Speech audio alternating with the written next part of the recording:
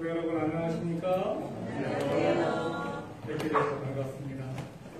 지난 한 주간 참 시원하셨죠? 워낙에 더워다가 시원하니까 첫날은 막 썰렁하고 닭살이 좋더라고요.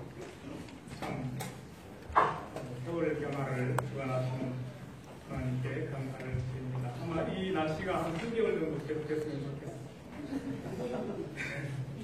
워낙에 이제 우리나라도 아열대 기후라 봄과 가을이 없어지는 그런 새라서 이 좋은 계절을 마음으로 누리시는 분들을 계시길 간절히 바랍니다. 여러분, 우리에게는 세 종류의 자아가 있다고 합니다. 첫째가 남이 보는 나, 두 번째는 내가 보는 나가 있고, 세 번째는 하나님께서 보시는 나가. 대체로 남이 보는 나는 정확해요. 그러나 정말로 정확하지 않을 때가 많이 있습니다. 남의 속사정을 속속들이 알지 못하면서 선입감을 가지고 남을 예전하는 경우가 많이 있습니다. 또 경우에 따라서는 남의 약점이 있다 하더라도 잘못을 했다 하더라도 말을 너무 심하게 해서 그 안에 상처를 주는 경우가 있습니다. 많이 보는 나가 정확한 것 같지만 정말 정확하지 않은 때가 너무 많아요. 또 내가 보는 나는 어떻습니까? 정확할 것 같죠? 정말로 정확하지 않습니다. 어느 정도 나면 제 경우를 봐도 남이 뭐 조금만 잘못하면 거품 품고 심판을 합니다. 그럴 수가 있나요? 사람이면 특히나 교회를 다니는 사람이 그럴 수 없고 막 정죄를 합니다. 얼마나 예수 믿는 사람이 그래서는 안 된다. 이렇게 하다가도 내가 그런 실수를 해서 누가 남이 나를 지적을 하면 그럴 수 있지 뭐 그런 걸 가지고 그러냐고. 얼마나 자기 자신에게도 그러는지 몰라요. 그래서 그러니 담는 듯이 은근슬쩍 자기 자신을 합리화하고 변명하면서 넘어가게 됩니다. 그러나 여러분, 하나님께서 보시는 나는 어떻습니까? 가장 정확하죠. 가장 정확한 것은 남이 보는 나도 아니고 나를 보는 나도 아니고 하나님께서 보시는 나입니다. 대부분 정확해요. 확실합니다. 여러분, 다른 사람이 나에 대해서 아무리 완벽한 신앙인이다, 또 제가 제 자신한테 체면을 걸어서 나는 믿음의 사람이다 이렇게 얘기를 해도 하나님께서 나를 인정해 주시지 않으면 아무 의미가 없는 것입니다. 진정한 신앙의 자유인이라 할 수 있습니다. 믿음의 사람이 아닌 것이죠. 시대소망 614쪽에는 이런 말씀이 있습니다. 모든 사람이 주목하고 찬양하는 큰 것이라 해서 하나님께서도 그것을 가장 귀한 것으로 간주하시는 것은 아니다. 즐거운 마음으로 수행한 작은 의무와 남에게 보이지 않게 드린 남에게 보이지 않게 드린 적은 예물, 인간의 안목에는 무가치하게 보이는 것이라 할지라도 하나님 보시기에 가장 귀한 것입니다. 믿음과 사랑이 있는 마음이 가장 값진 예물보다 하나님께는 더욱 소중한 것이다.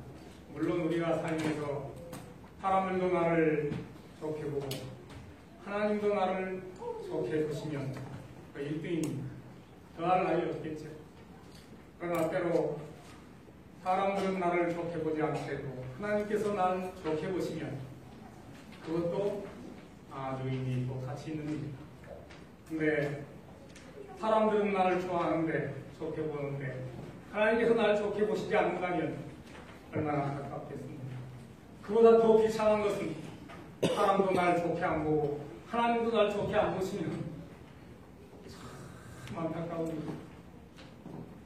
자, 오늘은 내 마음에 합한 자, 사람. 이 제목을 보시고 딱 누구 얘기인지 아시겠죠?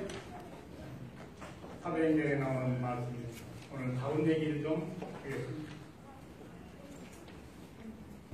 사도행전 13장 22절 말씀. 패하시고 사울왕을 패했다는 말이에요.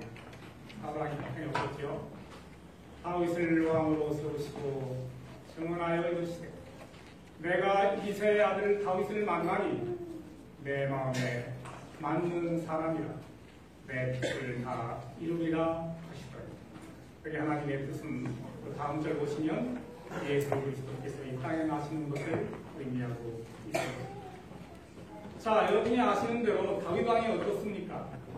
사실 솔직히 말씀드려서 저와 여러분보다 훨씬 윤리적, 도덕적으로 형편없는 사람이었습니다. 치졸하고 참 그래요. 비겁하고. 그럼에도 불구하고 하나님께서 다윗을 가르쳐 내 마음에 무한자다, 무한자다. 그런 면에서 오늘 저와 여러분 하나님께서 얼마나 흡족해 하실까 그런 생각을 해보게 됩니다. 아멘입니까? 다윗왕처럼 그런 짓은 우리가 안 했잖아요. 물론 영적인 건 몰라도 최소한 도덕적 윤리적인 건 그렇단 말입니다. 완벽한 사람이 아니었음에도 불구하고 치명적인 과오를 보냈음에도 불구하고 다윗왕을 가르쳐 내 마음에 합한 자. 자, 하나님께서 오늘 우리에게 그런 말씀을 하신다면 우리가 얼마나 기분이 좋겠습니까? 얼마나 인생 잘 산다고 보는 거예요. 신앙을 제대로 하고 있다고 볼 수 있네요. 자, 그렇다면 다윗이 하나님 마음에 합했다 하는 것의 말씀의 기준이 뭘까요? 기준이 있을 거 아닙니까? 이렇게 형편없는 바울을 범했는데도 불구하고 내 마음에 합했다 할 때 기준이 있을 거예요. 사무엘상 23장 한번 찾아보겠습니다. 4절입니다. 다윗이 여호와께 다시 묻자온데 이게 핵심입니다. 하나님께 항상 물었다는 거예요. 여러분 기도의 의미가 뭔지 아십니까? 내 필요한 것을 하나님께 구하는 것. 물론 그것도 맞습니다. 다윗 왕은 내 필요한 것 말고 하나님의 뜻이 무엇인지, 하나님께서 원하시는 것이 무엇인지 항상 물었다는 거예요. 하나님, 제가 어떻게 할까요? 이런 상황인데 제가 어떻게 했으면 좋겠습니까? 이건 묻는 거예요. 하나님의 뜻을. 이게 하나님 마음에 합했다는 거예요. 하나님 뭐 해주세요? 뭐 합니다. 우리 자녀 대학 좋은 데 가게 해주세요. 우리 부자 되게 해주세요. 물론 하나님도 그런 거 들어주시지요. 그렇지만 하나님 이럴 때 제가 어떻게 하면 좋을까요? 하나님 이제 우리 교회가 많은 사업들을 앞두고 있습니다. 하나님 어떻게 했으면 좋을까요? 묻는 겁니다. 다윗이 매 순간순간 그렇게 물었다는 이것이 다윗 왕이 하나님 마음에 합했다는 기준이 되는 거예요. 자, 그런데 이제 이게 계속 쭉 갔으면 좋은데 사무엘 하에서 하나님께 묻자와 가로대의 말씀이 사라지면서 다윗 왕의 문제가 생기는 거예요. 그동안은 계속 어려우니까 맨날 적들은 쳐들어오지요. 노상 자기 부하들 데리고 현장에서 전쟁터에서 진두지휘 했었습니까? 나라가 어렵고 형편이 어려울 때는 간절히 무릎 꿇고 하나님께 묻자와 가운데 하나님 어떻게 하면 좋겠습니까? 하다가 하나님께서 그걸 다 들어주셨어요. 그러면 나라가 부강해지고 편안해지고 신수가 원해지니까 이제 생각이 달라지는 겁니다. 그래서 사무엘 하 들어서면 다시는 하나님께 묻자와 가로된 말씀이 사라지면서 다윗에게 위기가 찾아오게 됩니다. 여러분 어려울 때만 하나님 찾지 마시고 평안하실 때 하나님께 반드시 감사하며 찾으시기를 간절히 소원합니다. 네. 자, 사무엘하 5장 13절 말씀. 먼저 2장 1절을 읽도록 하겠습니다. 그 후에 다윗이 여호와께 물어가로되 내가 유다 한 성으로 올라가리까? 이렇게 여쭙는 거예요. 여호와께서 가라사대 올라가라. 다윗이 가로되 어디로 가오리까? 가라사대 헤브론으로 갈지니라. 내가 이리 가고 싶은데 하나님 가겠습니다가 아니라 하나님 이리 갈까요? 저리 갈까요? 이리 가라. 여러분 사도 바울 선생님께서 처음에 전도 여행을 떠나실 때 그 마음에 유럽으로 가기를 원했어요. 그러나 하나님 성령께서 막으셨지요. 들어가지 말고 어디로 가라? 소아시아 쪽으로 가라. 그래서 첫 번째 묵었던 곳이 자유장사 미야 집에 머물게 되죠. 그래서 그쪽으로 방향을 틀어서 오늘날 우리 한국 땅까지 사도바울 스님의 영향에 의해서 복음화가 된 것입니다. 우리가 지금 배우고 있잖아요. 그렇게 막으시고 하나님의 뜻을 묻는 것.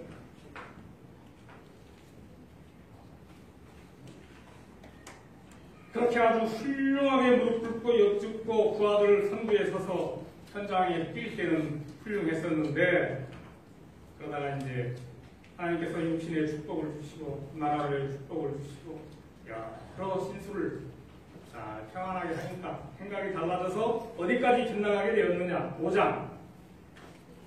사무엘하 5장부터는 이제 아까 말씀드린 대로 묻자와 바로대가 전혀 나옵니다. 이제 그러다가 결국은 사무엘하 11장에 들어서면서부터 이제 본격적으로 다윗 왕의 치명적인 과오가 나옵니다. 여러분 그래서 우리도 형식적으로라도 하나님께 항상 물을 수 있는 기도를 할 수 있는 그런 습관들이기를 간절히 바랍니다. 자 11장 1절 보니까 그 해가 돌아와 왕들이 출전할 때가 되네. 다윗이 요압과 그에게 있는 그의 부하들과 온 이스라엘 군대를 보내니 그들이 암몬 자손을 멸하고 라파를 에워쌌고 다윗은 예루살렘에 그대로 그 전에는 뭐 했는데? 부하들하고 같이 전쟁터에 나가서 진두지휘 했는데 이제 신수가 나라가 편안하니까 부하들만 내보내고 자기는 어디에 있다고? 왕궁에 있는 거예요. 왕궁에 있으면서도 계속 하나님께 묻자와 계속됐으면 별 탈이 없었을 텐데 근데 생각이 다른 거예요. 우리도 아쉬울 때 하나님께 알려리 무릎 꿇고 기도하다가 그 문제 해결되면 잊어버리는 경우가 있잖아요.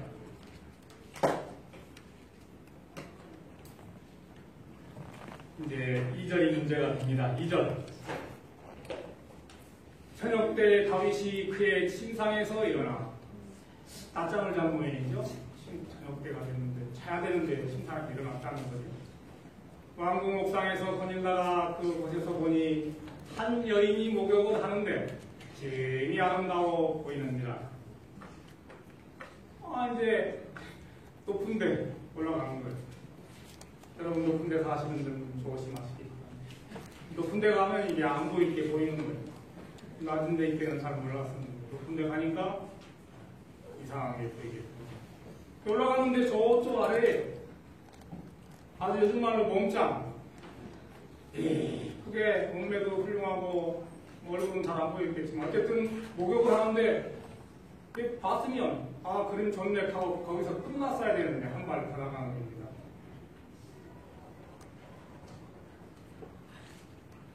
왕궁 지붕 위에서 다니다가 그것을 보니 한 여인이 목욕을 하는데 심히 아름다워. 이제 여호와께 물어가로대가 사라진 이후에 관심이 달라지는 거예요. 딴 게 보이는 겁니다. 3절 말씀. 다윗이 사람을 보내 아니 전쟁터에 나간 부하들이나 알아볼 일이지 목욕하는 여인을 뭐하러 알아봐. 알아보게 하더니 부하되 그는 엘리압의 딸이요 햇사람 우리아의 아내 바세바가 아닙니다.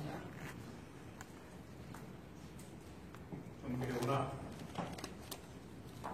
그래서 그 부하를 전쟁터에서 나가게 치졸하게 죽게 하고 그 바세바를 아내에게 취하겠습니다. 우리 그런 분 안 계시잖아요. 그래서 그 바세바가 누굴 낳았습니까? 솔로몬의 어머니가 되는 거죠. 아비하고 치졸한 여기십니다. 우리는 그거보다는 다윗보다는 훨씬 아까 말씀드린 대로 도덕적으로 윤리적으로 훌륭한 분들 아니겠어요? 하나님 마음에 당연히 합해야죠. 근데 다윗 이런 거 다 제껴놓고 하나님은 그럼에도 불구하고 내 마음에 합한다. 12장 13절 먼저 1절을 보겠습니다. 여호와께서 나단을 다윗에게 보내시니 그가 다윗에게 가서 그에게 이르되. 선지자를 보내는 거죠. 그런 중차대한 큰 범죄를 일으켰습니다. 여러분, 서양 세계의 문명을 이끌어온 3대 메인스트림이 있습니다. 3대 주요. 첫째가 로마의 벽과 질서이고, 두 번째가 그리스, 히랍의 이성관원리, 마지막 세 번째가 히브리 연가들의 소셜 저스티스, 사회 정의. 이제 드디어 나단 선지자 예언자가 다윗을 찾아와서 다윗과 이제 맞짱 뜨는 거예요.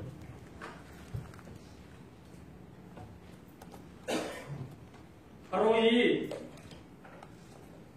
선지자 나단을 보내셔서 아마 다윗 왕이 그럴 인물이 아니었으면 선지자도 안 보냈을지도 몰라요.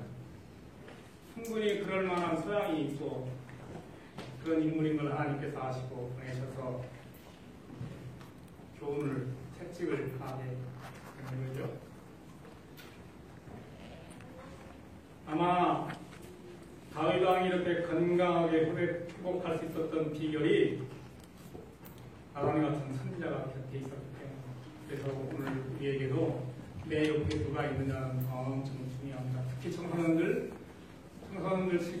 시기에 어떤 사람을 만나면 하는 그 인생의 운명을 결정짓는 중요한 순간이 될 수 있어요.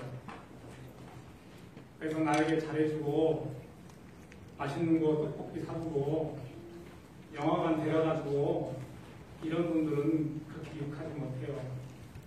나단처럼 내가 곁길로 나갈 때 턱소리 들고 교회에서도 그런 장로님 존경하기 바래요. 떡볶이 사주는 장로님만 존경하는 거예요. 그래서 다윗이 이때의 나단 같은 훌륭한 히브리 예언가 나단 선지자를 만났기 때문에 그 인생이 180도 달라지게 됩니다. 자, 12장 1절 보니까 여호와께서 나단을 다윗에게 보내시니 그가 다윗에게 가서 그에게 이르되 한 성읍에 두 사람이 있는데 한 사람은 더하고 부자란 한 사람은 가난하다. 양과 소가 힘이 많아. 가난하다는 아무것도 없고 자기가 다스리는 작은 암양 새끼 하나뿐이니 그 암양 새끼는 저와 저의 자식과 함께 있어 자라며 저희 먹는 것을 먹으며 저희 잔에서 마시며 저희 품에서 눈으로 저희에게 무엇처럼 되었다는 딸처럼. 양이 한 식구라는 거예요. 딸처럼. 이게 지금 밧세바를 비유로 하는 말씀이에요. 다윗에게 선지자께서. 왕이시여, 한 동네에 부자가 있어요. 가축이 어마어마하게 많은데 손님이 찾아왔습니다. 근데 지금 한 그 가축 중에 한 마리 잡아가 손님 대접하는 게 아니고 그 옆에 있는 아주 지질이 공상 가난한데 겨우 양 한 마리 가족처럼 지내는 그걸 뺏어가지고 잡아가지고는 자기 집 찾아온 손님을 대접했어요. 이거 어찌할까요? 그랬더니 그럴 수가 있나? 당장 사형에 처해. 그리고 한 마리 가져왔으니 4배로 갚아야.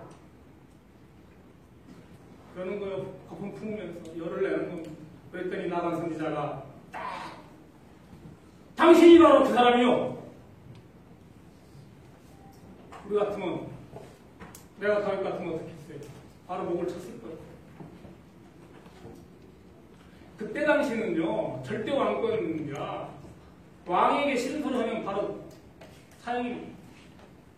죽음이에요. 이 선지자는 그 하고 가는 거예요. 이 나라와 자기가 아끼는 이 하나님께서 세우신 왕을 살리기 위해서 목숨 걸고 거기 들어가는 거 처음부터 작정을 하고 가는 거예요. 내가 충원을 하려고 하는 거예요. 목숨 내놓고 가는 거예요. 우리 그런 마음을 가지고 현장에 뛰어야 된다는 거죠. 내 목숨 살기 위해서 전도하는 게 아니라 내 목숨 내놓고 전도하는 거예요. 그들을 살리기 위해서. 그러면 하나님께서 그도 살리시고 나도 살리시고. 그랬더니 다윗이 내가 하나님께 득제하였다. 2장 13절. 다윗이 나단에게 이르되 내가 여호와 앞에 뭐했다? 죄를 하매 여기 성경에는 그냥 함축해서 그냥 한 말씀으로 내가 하나님께 범죄하였나이다. 나단이 다윗에게 말하되 여호와께서도 당신의 죄를 사하셨나니. 나 득죄했습니다 한마디 했다고 그냥 죄를 사버렸다. 당신이 죽지 아니하려니와. 여러분, 이 다윗이 이때 나단 혼자의 말씀을 듣고 얼마나 회개했는지 시편 22편 51편에 보면 하나님 나는 벌레만도 못합니다. 사람들이 나를 비웃고 조롱합니다.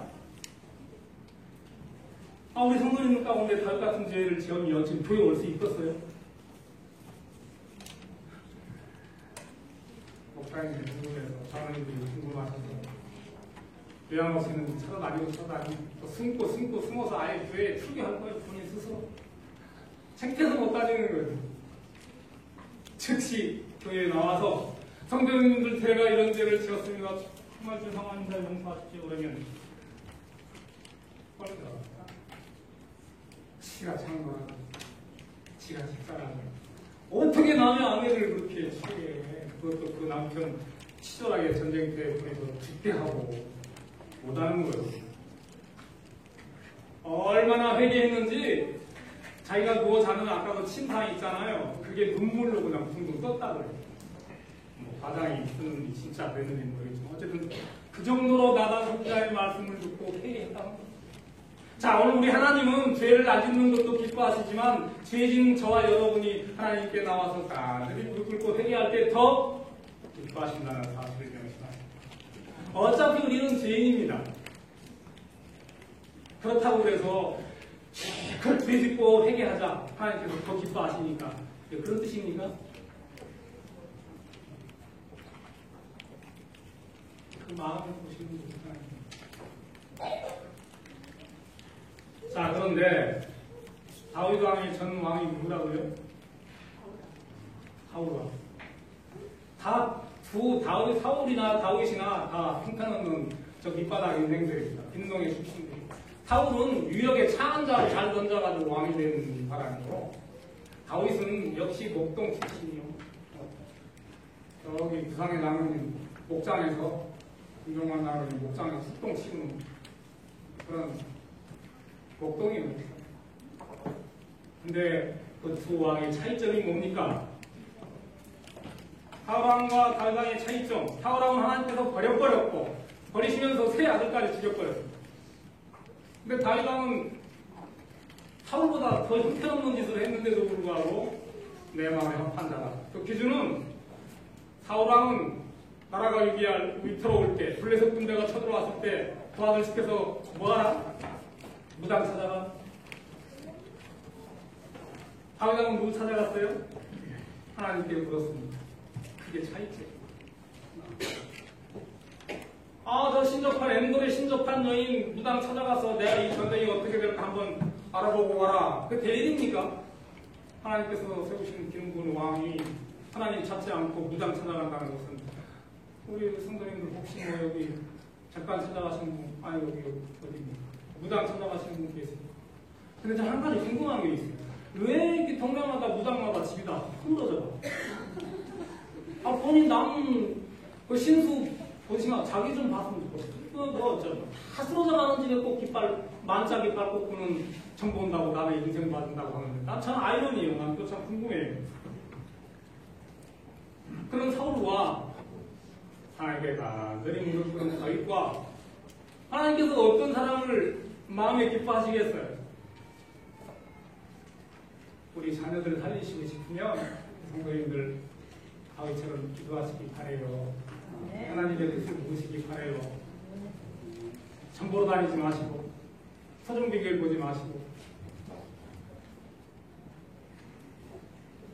물론 주위의 어르신들한테 자문을 구하는 것이 중요합니다. 그러나 그 전에 하나님께 한번 여쭤보세요. 하나님 내가 이런 데요. 우리는 크리스찬이지만 인생 살아가다 보면 우리 가시밭길이지 않습니까? 우리 장애가 너무 많아요. 여러분 야구 좋아하십니까? 타자가 말이요 딱 안타 치고 1루 베이스 감잖아요. 그냥 상대는 수비하면서 어떻게든 이거 죽이려고 아웃시키려고 용을 씁니다. 조금 죽이려면 탁 견제해서 그냥 쫓아간대. 그가 아웃되고 그냥. 그래서 홈에 들어올 때까지가 얼마나 나가면 또 죽이려고 아웃시키려고 나가면 아웃시키려고 인생이 그렇단 말이에요. 장애가 있는 거예요. 항상. 시편 37편 23절 보니까 위로가 돼요. 세상에는 장애가 많은데 가시밭이 많은데 시편 37편 23절 보니까 방송실 예 여호와께서 사람의 걸음을 뭐 하시고 청하시고 그 길을 뭐 하시나니? 장애가 있지만 가시밭이 우리 사람 만나고 전도하기 얼마나 힘들어요. 장애잖아요. 가시밭이잖아요. 그러나 그 길을 청하시고 그 가시밭을 나간 저와 여러분을 뭐 하신다? 기뻐하신다. 여러분 우리가 내 뜻대로 내 의지대로 세상을 사는 것 같지만 한 5년 10년 지나고 나면은 뭐예요? 돌아보면 그때 하나님께서 나를 이렇게 인도하셨구나. 또 깨닫게 돼야 안 돼요. 내가 스스로 산 거겠지요. 아니요. 하나님께서 그 일을 정하신다는. 우리가 계획할지라도 그 일을 이루시는 분은 누구라고요? 여호와시죠. 하나님께서 내 계획을 그분께서 성취하신다는. 단 그 계획이 하나님의 뜻과 맞아야 되겠죠. 여호와께서 사람을 정하시고 사람에게 걸음을 정하시고 그 길을 기뻐하시고. 이제 24절 저는 뭐하나? 넘어지나 아주 엎드러지지 아니함은 여호와께서 그의 손으로 붙드십니다. 우리가 장애 때문에 넘어지긴 넘어진단 말이에요. 그러나 우리가 어디 있기 때문에 하나님께서 붙으실 수 있어요? 하나님 은혜 안에 있기 때문에 넘어질지라도 하나님께서 붙으신다. 근데 하나님의 마음에 합하지 않으려는 사람과 합한 사람의 차이점이 거기 있는 거예요. 하나님 손 안에서 넘어지느냐 하나님 손 밖에서 넘어지느냐의 차이예요. 여러분 사자성어에 7.8이란 말이 있잖아요. 그 성경에 있는 말씀이에요. 많은 사자성어가 성경에서 왔어요. 제가 봐도 그래요. 그걸 해보니까 고전을 성경보다 오래된 고전은 없잖아요. 7.8이란 말이에요. 7번 넘어질지라도 몇 번 일어난다 의인은 8번 일어난다. 하나님 손 안에서 넘어졌기 때문에 부처님 손바닥 안이라는 말이 있잖아요. 예수님 손바닥 안에서 넘어졌으니까 예수님께서 이렇게 목덜미 잡고 세우시면 일어나는 거예요. 근데 손바닥 벗어난 데서 넘어지시면 곤란하잖아요. 물론 하나님께서 전지전능하신 분이지만 말은 내 안에 있으라는 거예요. 서로 나무에 붙어 있으라는 거예요. 그 시민이다.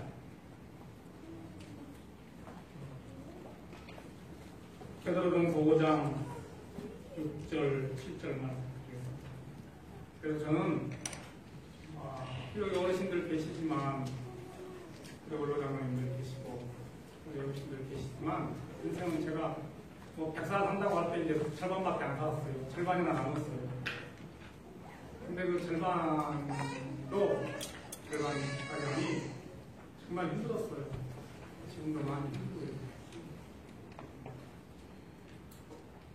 제가 이 말씀으로 사명을 삼고 살고 있습니다.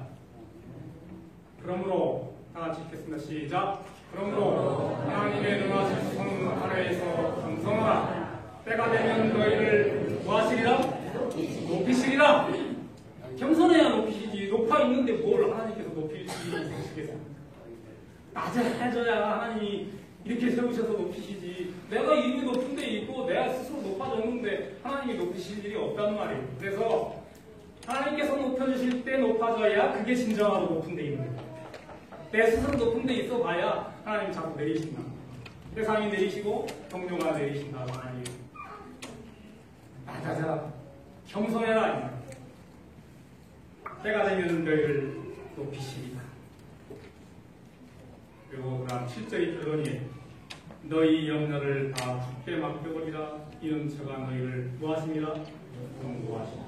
이 권고란 말이 한문말인데요. 원문에는 이렇게 엄마가 어린아이를 품듯이 가슴에 내가 여기 성우를 보면 캥거루를 봐요. 캥거루.